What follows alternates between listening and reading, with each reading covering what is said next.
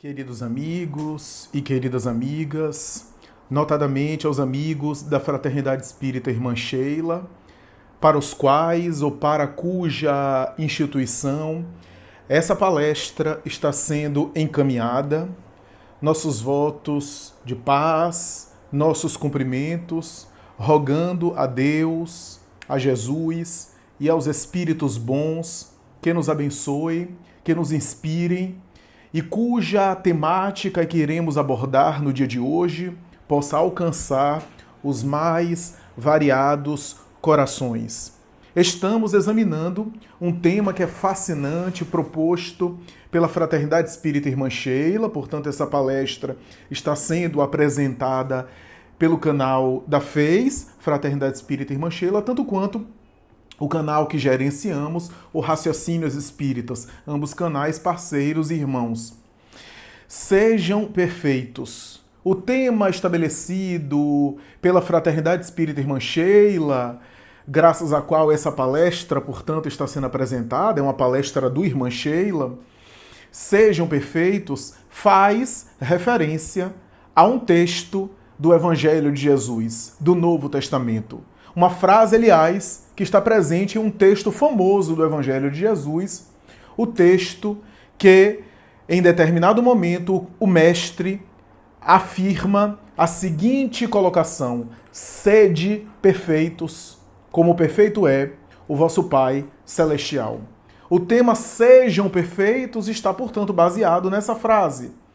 O departamento doutrinário da Fraternidade Espírita Irmã Sheila achou por bem estabelecer sejam perfeitos, para que com essa linguagem se torne mais acessível e se torne mais compreensível, especialmente para aqueles que não tenham muita familiaridade com o texto do Evangelho e que possam, ao ler o título da palestra, entender o que é que a gente vai abordar com esse tema enigmático, essa frase curiosa e até estranha, em certo sentido, mas que a gente vai aqui explicar e vai aprofundar, vai refletir e vai tentar entender. Eu congratulo, inclusive, a Irmã Sheila por fazer isso, porque a proposta espírita é ir no espírito que vivifica e não na letra que mata. Não ficar apenas no aspecto da letra. E aqui tem uma questão muito importante para os estudiosos, para os palestrantes e para todos aqueles que se interessam em aprofundar os temas espíritas, que é o seguinte: a letra, no sentido do texto, não deve ser alterada, mas nós podemos alterar um título de uma palestra ou a forma de explicar para traduzir o que é que o texto aí quer dizer. Por que eu digo isso? Porque já houve tentativas de alterar, por exemplo, o texto do Evangelho e o texto até do Antigo Testamento em uma linguagem mais atual, com vocabulário atual.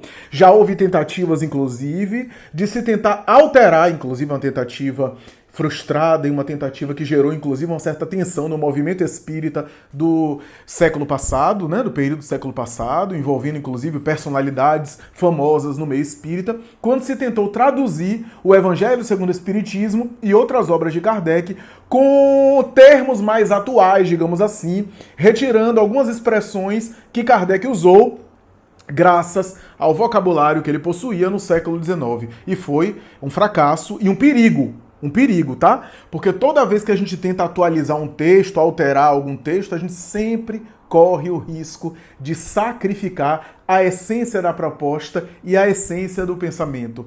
Então, é necessário deixar o texto de Kardec como está, deixar o texto da Bíblia como está, da mesma forma que ninguém vai ter a loucura de pegar um livro de Shakespeare, já pensou? Um Hamlet clássico de Shakespeare e tentar mudar porque, afinal, Shakespeare escreveu numa linguagem elisabetana da Inglaterra daquela época, ou então pegar um texto de Camões, um texto clássico, sei lá, de Dante Alighieri, um texto de uma literatura clássica e tentar atualizar para tempos atuais, afinal já é uma linguajar daquela época. Imagine você pegar um texto, sei lá, de Dostoiévski, um texto de Tolstói, um texto desses grandes gênios da literatura, um texto de Goethe, por exemplo, e tentar atualizar, afinal, a tradução em português ainda usa expressões corre-se o risco de sacrificar a essência do pensamento. Então o ideal é deixar preservar o mais fiel possível, mas a missão de traduzir isso em linguagem atual, traduzir isso em uma compreensão mais mastigada para a gente compreender com o vocabulário nosso atual, cabe aos palestrantes, aos escritores atuais, aos estudiosos que estudam a obra, a fonte original, e traduzem para as pessoas, ou estudam em conjunto com as pessoas. Então as pessoas têm acesso à fonte, e aí sim podem traduzir a partir da fonte. Corre-se muito menos risco de alterar. Pode até ter uma compreensão um pouco imperfeita, ou um tanto não tão fiel, mas essa compreensão evolui à medida que a gente estuda a fonte original, do que alterar o texto. Por isso que eu congratulo a irmã Sheila, porque não se trata aqui de uma alteração do texto, se trata do título da palestra, né? E o título da palestra, em vez de colocar sede perfeitos, que é um português mais antigo, que é uma expressão utilizada de maneira mais erudita, mais formal, né? Culturalmente mais sofisticada, e que está na tradução em português do Novo Testamento. Jesus falou, sede perfeitos, como perfeito é o vosso Pai Celestial. Sedes aí de sejam, segunda pessoa, portanto, do singular, tu, né? Tu sedes, né? Imperativo sedes, né? E foi colocado aqui o título da palestra em sejam perfeitos, né? Para a gente entender aqui e para que todos aqueles que não conheçam muito o texto, não conheçam tanta essência, não olhem o título da palestra sede e tenham um estranhamento, não sabe o que significa, talvez alguma pessoa mais desinformada ou mais alheia, que não esteja tanto a par, vai achar que o sede ali é sede de água e vai achar alguma coisa que não quer dizer necessariamente a proposta e o objetivo do tema.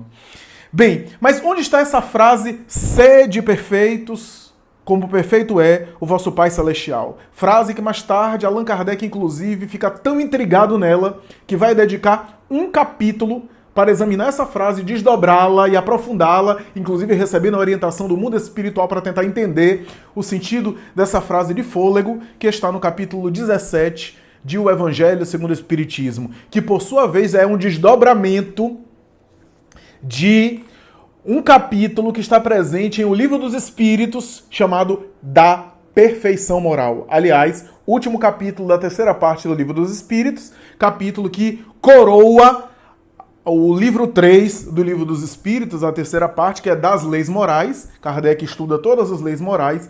E antes de concluir, depois da última lei de justiça, amor e caridade, ele coroa o capítulo com esse capítulo, Perfeição Moral. Em algumas traduções está da Perfeição Moral.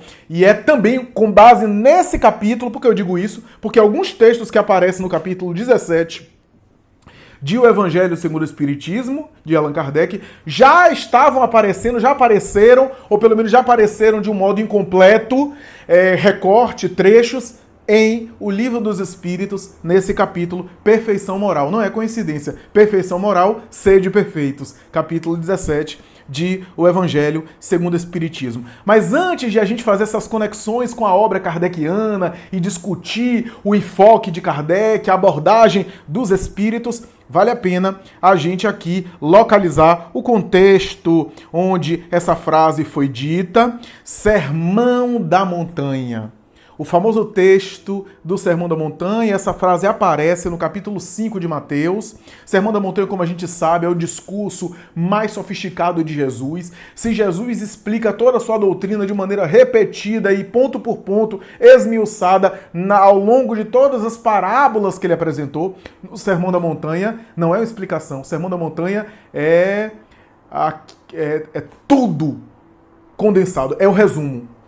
Se nas parábolas a gente tem um desenvolvimento, cada parábola é um aspecto da proposta de Jesus desenvolvida e explicada minuciosamente, detalhadamente, no Sermão da Montanha a gente tem o resumo de tudo, a síntese de tudo. Por isso que teóricos como Fridtjof Schwann chegaram a afirmar que o Sermão da Montanha é a substância de toda a espiritualidade, de todas as religiões. Ali está a substância, porque é um discurso feito por um espírito puro, um espírito sumamente perfeito, pleno, que condensou tudo aquilo que ele sintetiza dentro dele e sintetiza da comunidade de onde ele saiu, comunidade de seres puros, como diz Emmanuel na obra Caminho da Luz, sintetizando, portanto, no Sermão da Montanha. O Sermão da Montanha, portanto, é essa síntese, essa espiritualidade mais alta possível, essa plataforma do Cristo, como dizia o professor Humberto Roden.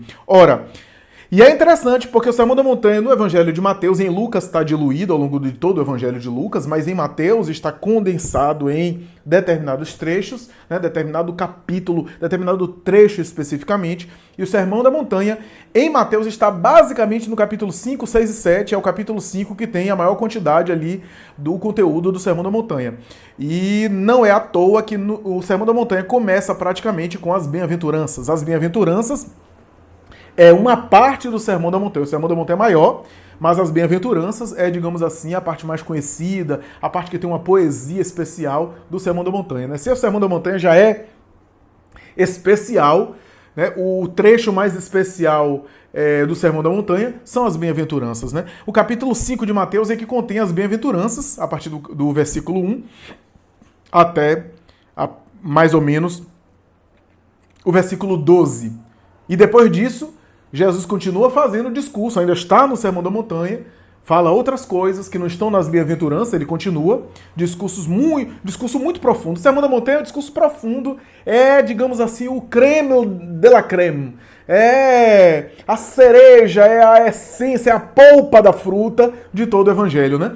Não é à toa que Allan Kardec, quando escreveu o Evangelho segundo o Espiritismo, quando ele foi retirar os eixos temáticos que ele ia examinar em cada capítulo, porque cada capítulo do Evangelho segundo o Espiritismo é um eixo temático, é um conceito moral importante da proposta de Jesus, um conceito moral importante, é um fundamento moral importante que Jesus ensinou, cada capítulo. Não é à toa que cerca de 90% de todos os capítulos do Evangelho segundo o Espiritismo é baseado no Sermão da Montanha. É baseado no Sermão da Montanha. Capítulo 5 de Mateus, nós temos aí discurso especial e nós temos a partir do versículo 43, Jesus então entrar num discurso muito importante quando ele diz: ouvistes o que foi dito, amarás o teu próximo e odiarás o teu inimigo. Eu, porém, vos digo, amai os vossos inimigos e orai pelos que vos perseguem, para que vos torneis filhos do vosso Pai que está nos céus, já que seu sol desponta sobre maus e bons, e cai a chuva sobre justos e injustos. Pois se amais os que vos amam, que recompensa tendes? Não fazem o mesmo os publicanos?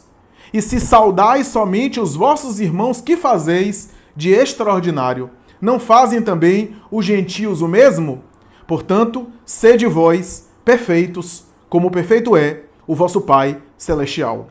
Então, esse é o contexto. Só aparece no Evangelho de Mateus, esse é o contexto. Portanto, ele estava falando sobre o amar aos inimigos, o ouvistes o que foi dito, né? Amareis o vosso próximo e odiareis o vosso inimigo. Eu, porém, vos digo, amai os vossos inimigos e orai pelos que vos perseguem e vos caluniam, para que vos torneis filhos do vosso Pai que está nos céus, já que o seu sol cai sobre os bons e os maus, e a chuva desce sobre justos e injustos. Se fazeis ao bem e amais apenas aqueles que vos amam, qual a vossa recompensa? E aí ele fala sobre isso e diz: sede, pois, perfeitos, como perfeito é o vosso Pai Celestial. No Evangelho de Lucas, a partir aí do versículo 27 do capítulo 6, tem o mesmo discurso, só que no final, isso é uma curiosidade que eu gostaria de dividir, no final, Lucas escreve assim: sede misericordiosos, como também é misericordioso o vosso Pai. Olha só. É quase que o mesmo trecho de Mateus, mas em vez de perfeitos, misericordiosos, né? Então, isso também é uma dica para nós. Ora, Base temática desse texto de Mateus que deu origem ao Sede Perfeitos. O discurso de Jesus, a partir do versículo 43 do capítulo 5, começa com o amar aos inimigos. Amar aos inimigos é uma proposta diferenciada do Evangelho de Jesus. Eu gostaria que você lembrasse disso. O amor aos inimigos aparece no Evangelho de Jesus e somente no Evangelho de Jesus. Não há, do ponto de vista da história humana, inclusive antes do Cristo, com todo respeito e sem nenhuma diminuição pelo valor brilhante que temos em propostas religiosas outras, Confúcio, Lao Tse, Buda, Krishna, todos eles maravilhosos, mas ninguém falou do amor como Jesus falou, especialmente a proposta de amar aos inimigos, a gente só encontra dessa forma como foi apresentada no Evangelho. No Evangelho. E é interessante porque nós não temos referência no Antigo Testamento em relação a amar aos inimigos. Esse é um paradigma novo. Por isso que ele diz, eu porém vos digo, não estava na lei isso. Jesus não podia se basear em nada na lei. E olha que às vezes ele tirava da lei muita coisa. Ele muitas vezes conhecedor do Torá, conhecedor da tradição dos profetas, conhecedor de toda a tradição judaica, é claro, não apenas porque ele era um espírito inteligente e sabia os textos, o que embaraçava os doutores da lei, porque os textos não estavam acessíveis assim, não se tinha acesso aos textos como se tem hoje. A cultura era quase analfabeta na sua maioria, só uma elite financeira e intelectual que possuía acesso aos textos e conseguia ter cópias. Afinal, fazer cópias era um processo muito caro. Então, Jesus não apenas conhecia de cor, tanto é que ele responde aos fariseus em alguns momentos, sabendo de cor os textos, não apenas por acessá-los e por sabê-los, mas porque ele era o embaixador da terra. Nós sabemos isso, ele era o espírito cujos profetas eram funcionários dele. A gente vai explicar isso mais tarde para você que está chegando agora, especialmente você que não é espírita, você que não compreende nada do espiritismo, a gente vai explicar isso mais tarde. Mas, base temática, amar aos inimigos. A lei antiga não tinha nenhuma referência. Olha só, na lei antiga tem amor ao próximo. Muita gente diz, Jesus ensinou amor ao próximo. É verdade. Mas ensinou amor ao próximo como ninguém, porque o amor ao próximo em Jesus tem outro nível, outra qualidade. Porque o ensinamento de amar ao próximo não foi ensinado único por Jesus. Foi Jesus quem apresentou o amor ao próximo, não foi. No Antigo Testamento já existia a primeira revelação de caráter universal da lei de Deus. O Antigo Testamento tem amor ao próximo. Inclusive Levítico capítulo 19, quando se fala ama teu próximo como a ti mesmo. Já estava na lei de Moisés. Então, está lá escrito na lei, na tradição. Agora, amar aos inimigos era um paradigma novo.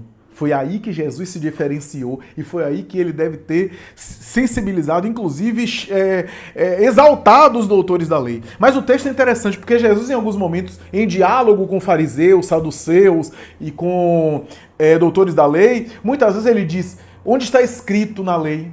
O que lês na lei? Foi lido isso e aquilo. Ele falava, mas aqui ele fala, ouvistes o que foi dito. Amareis o teu próximo e odiareis o teu inimigo. Aqui eu preciso explicar que existe uma discussão para gente grande, discussão de intelectuais para gente grande falando sobre isso. O que era a discussão que envolvia as pessoas naquele momento? A tradição oral interpretava os textos e tentava extrair dos textos de Moisés e dos profetas o que eles entendiam. Então, eu entendi isso, eu entendi aquilo outro. Essa era a abordagem, essa era a compreensão. Esse era o entendimento. Então, as pessoas tentavam entender, interpretar na tradição oral, nas discussões entre rabinos nas escolas judaicas. Então, a tradição oral era ouvistes o que foi dito. Ora, o que é amor ao próximo? O que é que a tradição judaica entendia como amor ao próximo? Próximo da família, próximo da raça. Amar ao próximo é amar os da raça, os do clã, os que pertencem ao mesmo grupo, os da mesma família. Isso era amor ao próximo para o judeu. Mas isso não está escrito dessa forma. Essa é a interpretação, o entendimento que as escolas do judaísmo tinham. O amar ao próximo como a si mesmo, que Moisés coloca no Levítico, é amar os da família e odiar o gentio e aborrecer o estrangeiro, porque não é filho de Deus. Está lá na Bíblia, inclusive, no Antigo Testamento, que é necessário matar os filhos que não são filhos de Israel. Olha só, porque não são filhos de Deus. Olha, então amor ao próximo era E é interessante que diz, ouvistes o que foi dito, amareis o teu próximo e odiareis o teu inimigo. Nem o ódio aos inimigos. Quando a gente fala odiar os inimigos, não está também em nenhum lugar. Se você for ler na Bíblia, você não tem também a recomendação de odiar o teu inimigo. Tem até a recomendação de matar os filhos que não são de Israel, mas ama teu próximo como a ti mesmo, né? E te afasta dos gentios, do estrangeiro. Né? Então, essa é uma interpretação oral, por isso, ouvistes o que foi dito. O que é ouvistes o que foi dito? É porque na interpretação oral, no entendimento oral, as escolas do judaísmo entenderam o seguinte, que amar ao próximo é amar os da família.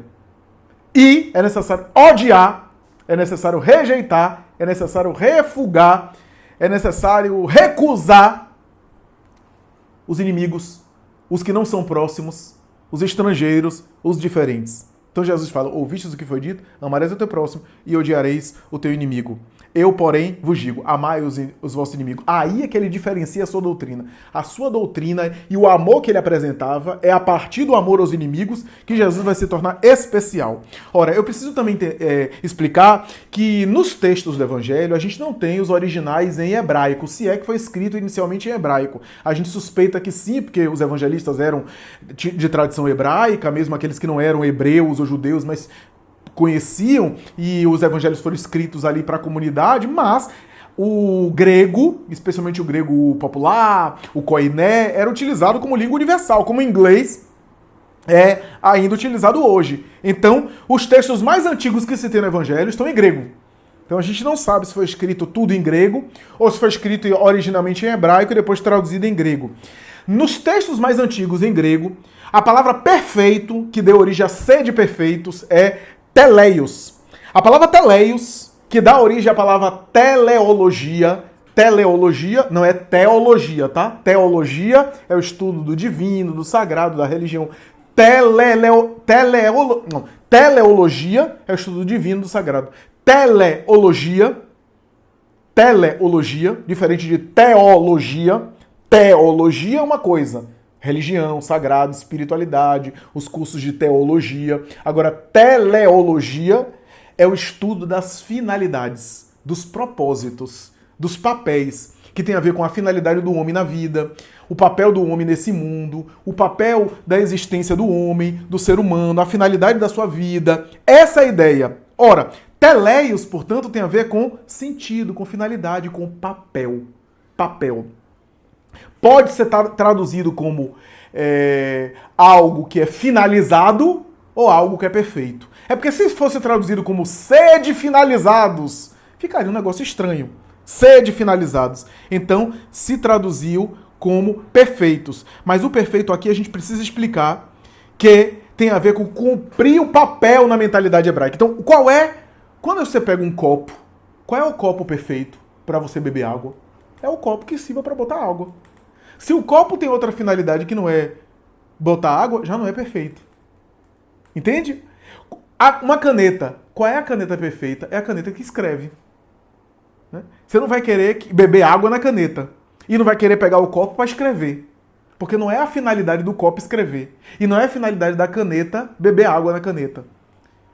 A caneta que cumpre o seu papel é a caneta que escreve. Essa é a caneta perfeita. O copo que cumpre o seu papel é o copo que bota água. Esse é o copo perfeito. Então, veja, o perfeito traduzido é no sentido aqui hebraico de cumprir o seu papel. A perfeição tem a ver com essa finalidade pessoal, ou seja, qual é a finalidade sua, qual é o sentido seu, qual é o seu papel. Tanto é interessante essa proposta, e por isso parece estranho ao pé da letra, por isso que a gente tem que examinar a coisa não ao pé da letra, porque se a gente examina ao pé da letra, fica estranho. Sede perfeitos como perfeito é o vosso Pai Celestial. Allan Kardec estuda isso. No capítulo Sede perfeitos vai dizer, não é possível que Jesus quis dizer que a gente deveria ser perfeito como Criador. Porque, logicamente, isso não é possível. A gente vai examinar isso aqui. Não é possível. Então não é isso. É cumprir o papel. E aí, Jesus diz, porque Deus faz nascer o sol sobre os bons e os maus. Faz chover sobre os justos e os injustos. O que é isso? O sol está cumprindo o seu papel. O sol irradia a luz sobre bons e maus. Quando ele cumpre o seu papel, é um sol perfeito. Quando a chuva cai, é a chuva perfeita, está cumprindo o papel dela. Independente de qualquer coisa. Então, cumprir o seu papel é ser de perfeito. Olha só que coisa interessante, que coisa sofisticada. Ora, é interessante a gente pensar aqui o seguinte: qual é o papel de Jesus? Estudiosos, entendidos, especialistas tentaram entender qual é o papel de Jesus. E é muito difícil definir a missão de Jesus no mundo. É muito difícil conceituar qual é a missão de Jesus nessa vida. Porque missionários tivemos um monte, mas Jesus encarna uma potencialidade difícil de definir. Emmanuel, em uma das suas mensagens, vai dizer que a proposta de Jesus é fazer a ciência, é apresentar a ciência divina da ligação com o Criador. Olha como Emmanuel conseguiu resumir uma coisa sem limitar ela. Aliás, o Espiritismo explica, antes de Emmanuel, o Espiritismo com Allan Kardec explica que Jesus é o guia e modelo da humanidade. Questão 625. Se é o guia e modelo, é o espírito mais puro, mais perfeito, portanto já realizou o processo evolutivo das reencarnações. O espírito puro é aquele que não precisa mais reencarnar, que não precisa mais mergulhar na carne, só o faz em missões muito especiais, muito delicadas, encarnam muito raramente com papéis coletivos e relevantes. É um Cristo. Jesus é um Cristo, é um exemplo de um Cristo, dos vários Cristos que existem. E Emmanuel vai dizer, a sua proposta foi apresentar à humanidade com exemplos e com lições a ciência divina da ligação com Deus. Ou seja, qual é o propósito da nossa evolução espiritual? Se conectar a Deus. À medida que o espírito evolui, ele se aproxima da divindade.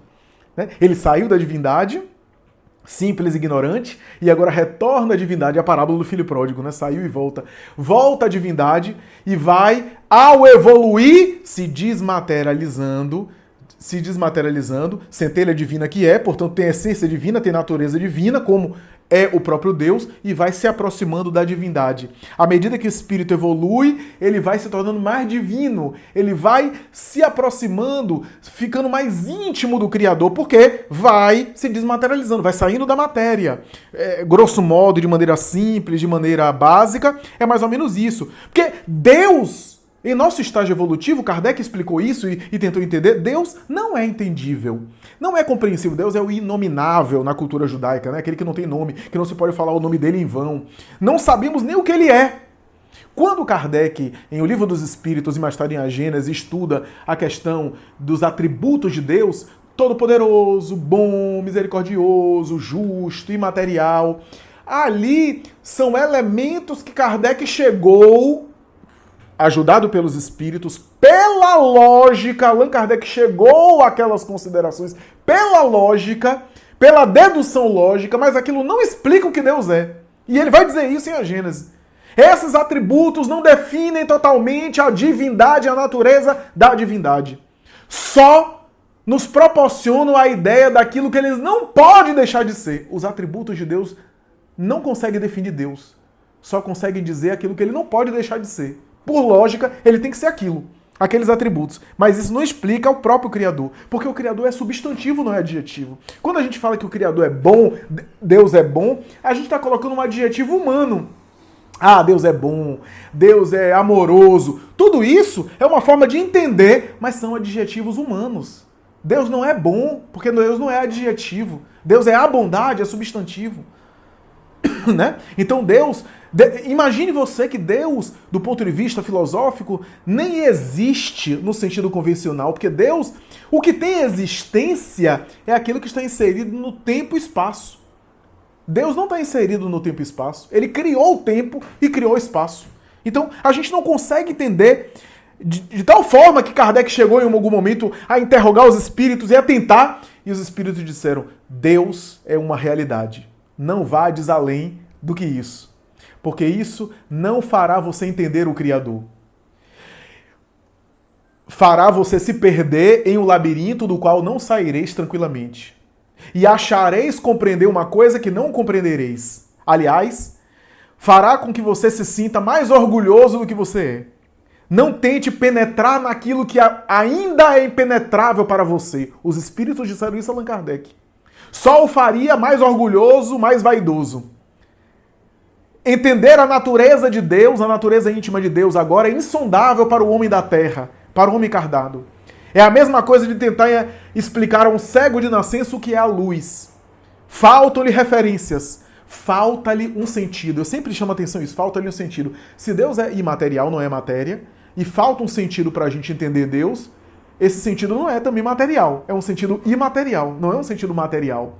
Porque se Deus é imaterial e falta uma percepção, não pode ser uma percepção material para entender ele. Ora, e os espíritos ainda disseram assim, há coisas mais próximas a ti, disse isso Allan Kardec, há coisas mais próximas a ti que vos tocam e vos interessam muito mais do que entender o Criador, que é o vosso egoísmo e o vosso orgulho. E de resto, não insistais em penetrar naquilo que é impenetrável. Olha só, então os espíritos disseram a Allan Kardec que a gente, nesse estágio evolutivo, não tem condição de entender Deus. No item 244, os espíritos são perguntados a Allan Kardec assim, os espíritos veem Deus? Interessante a pergunta de Kardec, né? Visualizam Deus?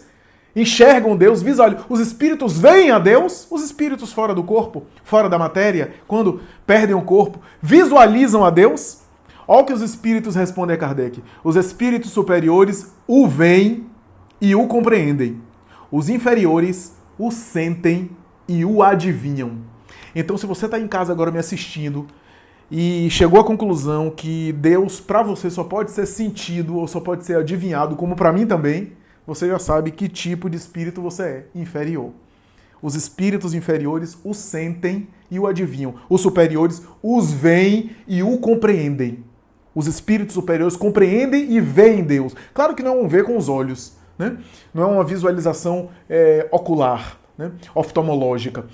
E os espíritos inferiores sentem ele, né? Eu me lembro de um livro de Herculano Pires com Chico Xavier, e Emmanuel também, que psicografou esse livro, e Herculano fazia comentários. Há um capítulo, se não me engano, o último capítulo desse livro, Na Era do Espírito, o capítulo chamado Perante Jesus, que Chico pediu a Emmanuel para retirar ele do corpo e levar ele para entender a grandeza do Cristo perante o planeta e o universo.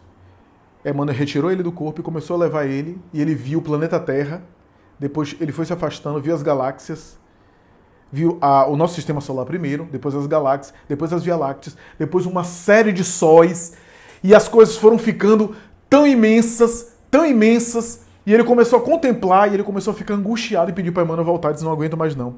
E Emmanuel disse, pois é essa a ideia que a gente tem de Jesus no universo e Jesus perante Deus, né? Mais ainda, porque se para nós Jesus é o ápice, imagine Jesus perante Deus. Eu me lembro de Obreiros da Vida Eterna, tem um capítulo chamado O Sublime Visitante, um capítulo em que André Luiz recebe um espírito muito evoluído, de uma colônia espiritual superior, de uma região espiritual muito superior. Esse espírito aparece, Asclépio, talvez seja um pseudônimo, em homenagem talvez ao deus da medicina, Asclépio, aparece, responde algumas perguntas, um espírito super desmaterializado, que já não precisava mais da forma humana, já perdeu aquela forma convencional que a gente tem. E aí André Luiz fica entusiasmado e disse, nossa, ele disse, pois é, ele só encarna no planeta Terra muito raramente, o intervalo de uma encarnação a outra é mais ou menos um período de 8 séculos de uma encarnação a outra. Tal a evolução dele. Ele participa dos gênios siderais, confabula com os grandes anjos e serafins do cosmo, está de tal forma desmaterializado que está em conexão com seres crísticos além de nós, etc. E começa a falar. E aí André Luiz fica intrigado com aquilo, o mentor diz assim, me permitam ler, pertence Asclépios a comunidades redimidas dos planos imortais, nas regiões mais elevadas da zona espiritual da Terra. Vive muito acima de nossas noções de forma, em condições inapreciáveis da nossa atual conceituação de vida. Não tem mais a forma. A gente não sabe nem o que é isso. Já perdeu todo o contato direto com a crosta terrestre e só poderia se fazer sentir por lá por intermédio de enviados e missionários de grande poder. Apreciável é o sacrifício dele, vindo até nós, embora a melhoria de nossa posição em relação aos homens encarnados. Vem aqui raramente, não obstante, algumas vezes, outros mentores da mesma categoria nos visitam por piedade fraternal. Ou seja, ele só podia se fazer visível muito raramente aos espíritos da esfera de André Luiz. Imagine aos homens da Terra. Era um negócio só por intermediários. E aí André Luiz diz assim, então esse é o ápice da evolução, esse é o máximo do aperfeiçoamento moral e espiritual que a gente pode alcançar? Olhe o que o mentor Jerônimo de Obreiros da Vida Eterna responde a André Luiz. De modo algum. Asclépios relaciona-se entre abnegados mentores da humanidade terrestre. Partilha da soberana elevação da coletividade a que pertence, mas efetivamente é ainda entidade do nosso planeta, funcionando embora em círculos mais altos de vida. Compete-nos peregrinar muito tempo no campo evolutivo para atingirmos as pegadas. No entanto, acreditamos que o nosso visitante sublime suspira por se integrar no quadro de representantes do nosso orbe, junto às gloriosas comunidades que habitam, por exemplo, Júpiter e Saturno. Os componentes dessa, por sua vez, esperam ansiosos. Olha o que ele está falando. Compete a nós peregrinar muito tempo no campo evolutivo para atingir o nível de Asclépio. No entanto, ele, Asclépio, está lutando e suspira por se integrar nos quadros de representantes do nosso planeta, junto às gloriosas comunidades de Júpiter e Saturno. Os componentes dessas, por sua vez, esperam ansiosos e lutam espiritualmente para serem convocados às divinas assembleias que regem o nosso sistema solar. Entre essas últimas estão aqueles espíritos que aguardam cuidadosos e vigilantes o minuto que serão chamados a colaborar com os que sustentam a constelação de Hércules, a cuja família pertencemos. E os que orientam nosso grupo de estrelas aspiram naturalmente a formar um dia a coroa de gênios celestiais que compõem e amparam a vida, dirigindo-a no sistema galáctico em que nos movimentamos. E sabe, meu amigo, olha o que ele conclui, e sabe, meu amigo, a nossa Via Láctea, viveiro e fonte de milhões de mundos, é somente um detalhe da criação divina, uma nesga do universo. Então, olha só, evolução espiritual é incessante ou quase incessante. Evolução espiritual é isso. O espírito, à medida que ele evolui, intelectual e moralmente, ele vai amadurecendo e melhor compreensão ele faz de Deus.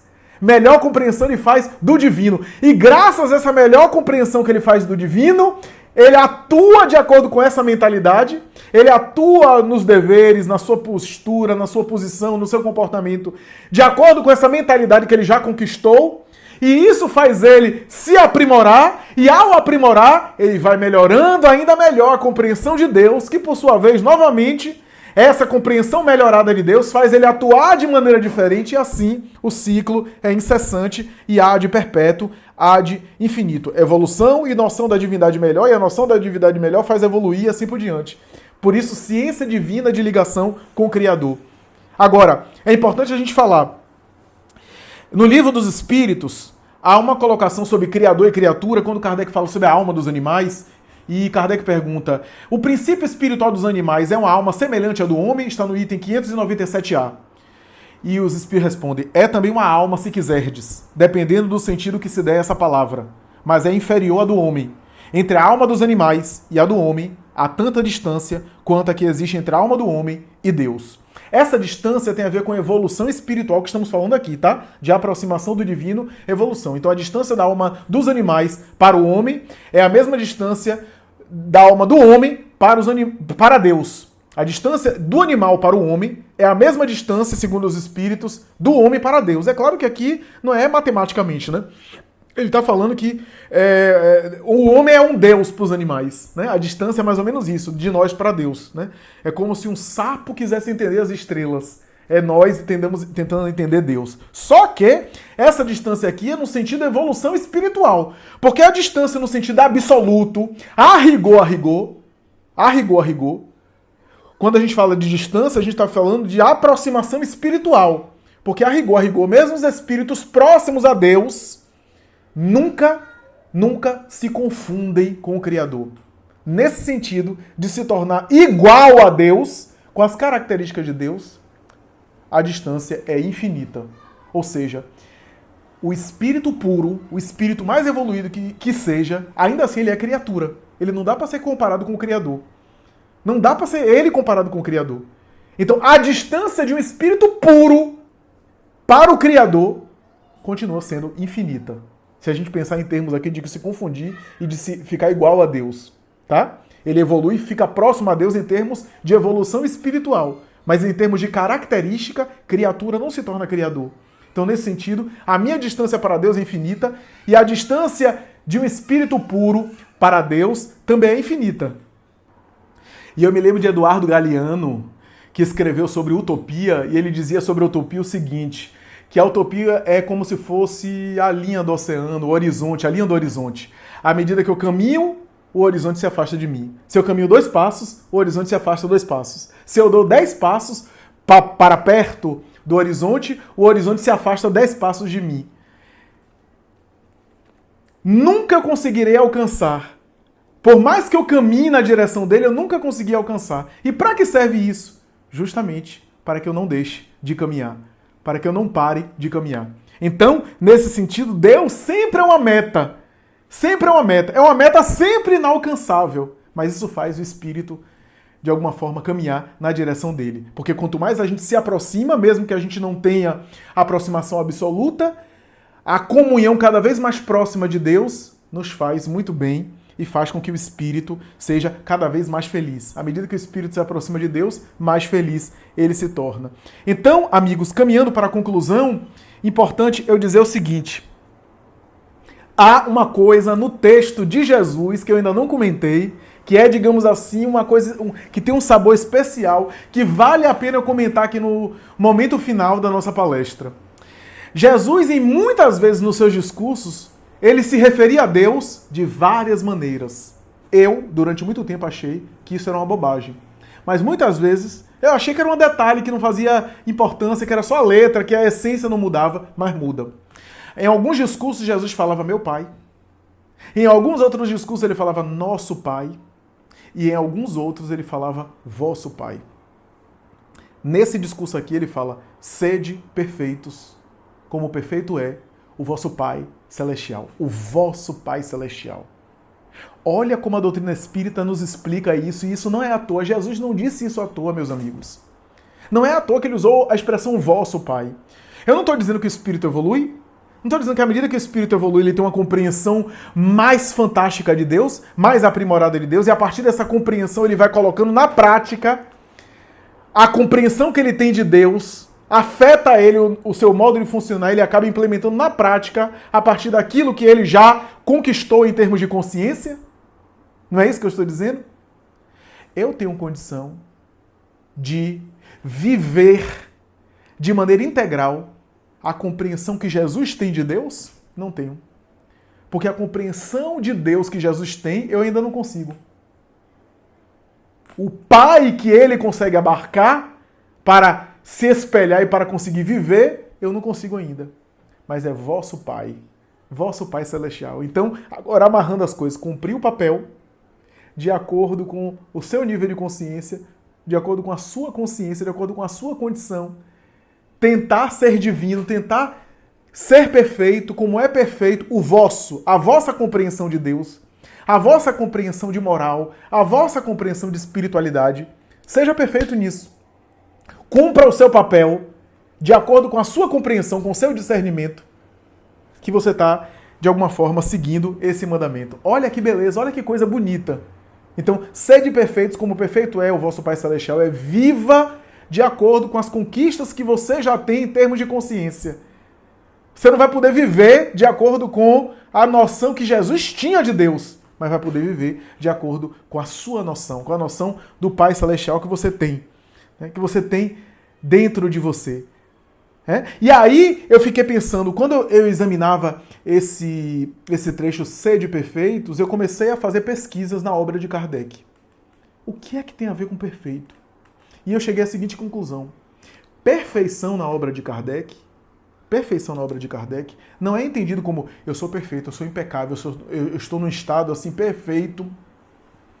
Não, claro que existe a perfeição espiritual, que Kardec nem chama de perfeição na obra dele, chama de puro, espírito puro e não espírito perfeito. Ele não usa a expressão espírito perfeito, mas a gente pode usar espírito perfeito como sinônimo de espírito puro como sinônimo de espírito perfeito. Mas sabe como a palavra perfeito e perfeição, e eu pesquisei quase que todas, se não todas, os trechos da obra de Kardec que aparece essa palavra perfeito e perfeição? No sentido evolutivo da palavra. Quando você pega os textos de Kardec, sabe como é que essa palavra aparece? Assim, ó. Os espíritos que que já percorreram o grau de perfeição que já conseguiram adquirir. Os espíritos imperfeitos caminharam e alcançaram o nível de perfeição ainda submetido à matéria. Os espíritos superiores que já conseguiram galgar os degraus de perfeição, embora não sejam espíritos puros. Então, grau de perfeição, percorreram um grau de perfeição, desenvolveram um nível de perfeição. Sabe o que eu quero dizer com isso? É que o capítulo Sede Perfeitos do Evangelho segundo o Espiritismo não fala de uma perfeição absoluta que só pertence ao Criador. E nem da perfeição do espírito puro que um dia a gente vai ser. Não é isso. Claro que a gente vai ser perfeito no sentido perfeito que a criatura pode alcançar, a perfeição relativa que a criatura pode alcançar. Mas o capítulo Sede Perfeitos, que Kardec esmiuça com a ajuda dos espíritos, e que tem a ver com perfeição moral do Livro dos Espíritos, não fala em perfeição no sentido de algo acabado. Fala de perfeição no sentido de aperfeiçoamento. Bem-vindo ao capítulo Reforma Moral. Sabe a expressão reforma moral que você conhece no Espiritismo? Está no capítulo Sede Perfeitos do Evangelho segundo o Espiritismo. O capítulo Sede Perfeitos é o capítulo sobre reforma moral. Por isso que tem o texto Os Bons Espíritas, reconhece o verdadeiro espírita pela transformação moral que faz, transformação moral. É o capítulo que fala sobre o homem de bem, é o capítulo que fala sobre a virtude, sobre o dever, sobre a humildade.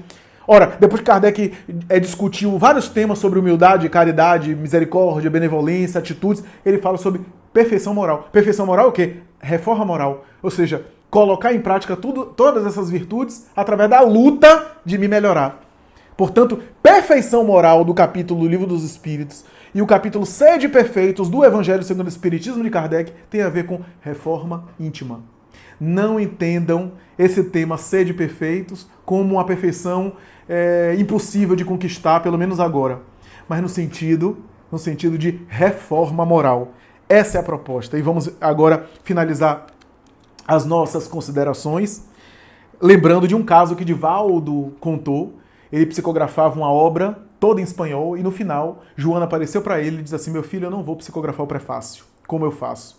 Eu vou trazer uma grande espírita de terras espanholas, Amália Domingo Soler, que vai escrever por você.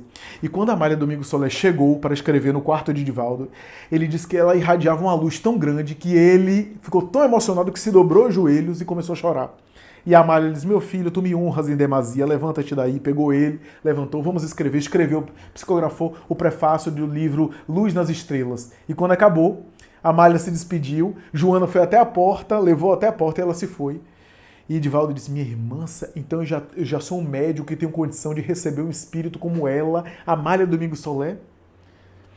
E Joana disse: não tem não, meu filho, os guias tiram logo, né, tiram logo a bola, né, dos médios, né, baixam logo a bola. Não tem não, meu filho, não tem essa condição não. Isso daí foi misericórdia de Deus. Não se acostume não, se acostume a receber os espíritos sofredores iguais a você. Já tirou logo aquela pompa do médium. E aí Divaldo disse assim: mas minha irmã, como ela é evoluída, veja a luz que ela irradiou quando chegou aqui. E Joana sorriu e disse: meu filho, ela é muito evoluída, mas nunca te esqueças que tanto ela, como eu, como você, estamos muito distantes ainda de Jesus. E eu quero concluir dizendo isso. Se a gente não compreende Deus, se a gente não entende ainda a divindade, olha para Jesus. Quando ele fala que eu estou no Pai e o Pai está em mim, Evangelho de João, ele está dizendo o seguinte, que Deus é o Criador, mas para a nossa mentalidade, para a nossa condição na Terra, tudo aquilo que eu posso entender de Deus é representado na pessoa de Jesus. Jesus é a personificação de Deus, por isso que foi confundido com Deus, foi colocado como Deus nas religiões católica e protestante ao longo da tradição medieval, etc. Tudo aquilo que Deus é e que pode ser compreendido por nós está na figura de Jesus. Deus se limita a isso? Não, porque Deus é criador, não é criatura. Então Deus vai além de Jesus? Vai, porque é o próprio Criador. Mas tudo aquilo que Deus é para além de Jesus, nenhum de nós ainda pode compreender. É isso, meus amigos. Essa é a minha mensagem. Espero que vocês tenham gostado a respeito dessa proposta do Evangelho. Sede perfeitos, como perfeito é o vosso Pai Celestial. Sejam perfeitos, como é o título da palestra estabelecida pela querida casa Irmã Sheila. Muita paz, até breve. Muito obrigado.